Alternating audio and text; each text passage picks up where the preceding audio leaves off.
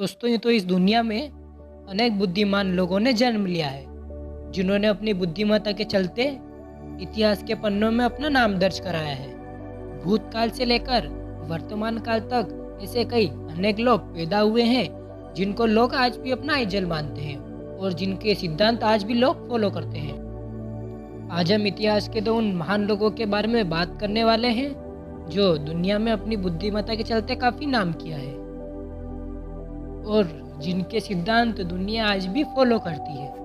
आज हम बात करने वाले हैं आचार्य चाणक्य और एल्बर्ट आइंस्टाइन के बारे में, जिन्होंने अपनी बुद्धिमत्ता के चलते लोगों के दिलों में अपनी जगह बनाई है। यदि बात करें हम आचार्य चाणक्य के बारे में, तो इनका जन्म 375 ईसा पूर्व पाटलिपुत्र भारत में हुआ था, जिन्होंने अपनी बुद्धिमत्ता के चलते नंद वंश का समूल नाश कर दिया था। और ये चंद्रगुप्त मौर्य के महामंत्री भी थे, जिन्होंने नंद वंश का नाश कर मौर्य वंश की नींव रखी। मगध का शासक धनानंद काफी क्रूर व्यक्ति था।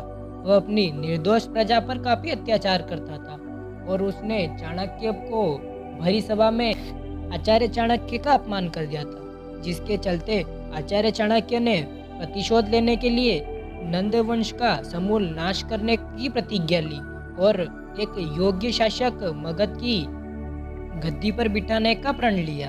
और आचार्य चाणक्य ने अपनी बुद्धिमत्ता के चलते मौर्य वंश की स्थापना करी और मौर्य वंश भारत का सबसे बड़ा साम्राज्य माना जाता है। और प्राचीन समय में भी कई अन्य देशों से लोग आचार्य चाणक्य के पास ज्ञान लेने आते थे। इसीलिए आज आचार्य चाणक्य को इतिहास का सबसे बुद्धिमान व्यक्ति माना जाता है और जिनकी नीतियां लोग आज भी अपने बिजनेस में फॉलो करते हैं। और कई लोग चाणक्य को अपना आइडल मानते हैं। यदि हम बात करें इस सदी के सबसे बुद्धिमान व्यक्ति एल्बर्ट आइंस्टाइन के बारे में, इनका जन्म 1880 जर्मनी में हुआ था। आज इनकी गणना दुनिया के सबसे महान वैज्ञानिकों में होती है, जिन्होंने अपनी बुद्धिमत्ता के चलते कई सिद्धांतों और आविष्कारों से दुनिया को परिचित कराया। एल्बर्ट आइंस्टाइन जब छोटे थे तो अपनी चीज़ों को याद नहीं रख पाते थे और इसीलिए वो अपनी चीज़ों को याद रखने के लिए वो एक डायरी में लिख दिया करते थे और उन्हें अपने स्कूल से इसीलिए निकाल दिया था क्योंकि वो पढ़ाई में अच्छे नहीं थे।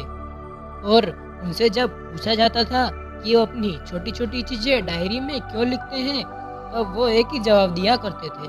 वह कहते थे, जो चीज़ मुझे किताब में ढूंढने से मिल जाए, भला मैं उसको याद क्यों रखूं। दोस्तों, आज वो इन्हीं महान विचारों के चलते दुनिया के सबसे महान वैज्ञानिक बने हैं। और एल्बर्ट आइंस्टाइन अपनी एक स्पीच के लिए $1000, वहीं अपने एक फोटोग्राफ के लिए $5 लिया करते थे और बाद में वही पैसे वह चैरिटी में दे दिया करते थे।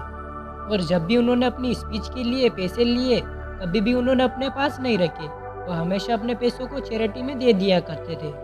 और उन्हें जर्मनी का राष्ट्रपति बनने के लिए भी कहा गया था, और उन्होंने यह कहकर मना कर दिया कि मैं साइंस के लिए बना हूँ, ना कि राजनीति के लिए। और आज भी एल्बर्ट आइंस्टाइन के सिद्धांतों को काफ़ी कम लोग समझ पाते हैं। और लगभग 76 वर्ष की उम्र में एल्बर्ट आइंस्टाइन का निधन हो गया था। और वहीं आचार्य चाणक्य की मृत्यु को लेकर दो कारण बताए जाते हैं। एक कारण यह बताया जाता है कि जब वो मगध को छोड़कर गए थे तो उन्होंने अन्य जल का त्याग कर दिया था, जिसके कारण उनकी मृत्यु हो गई थी।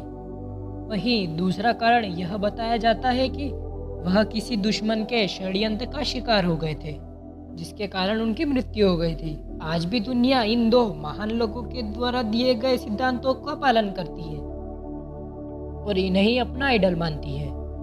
एक तरफ महान वैज्ञानिक एल्बर्ट आइंस्टाइन, वहीं दूसरी तरफ नीतिकार आचार्य चाणक्य।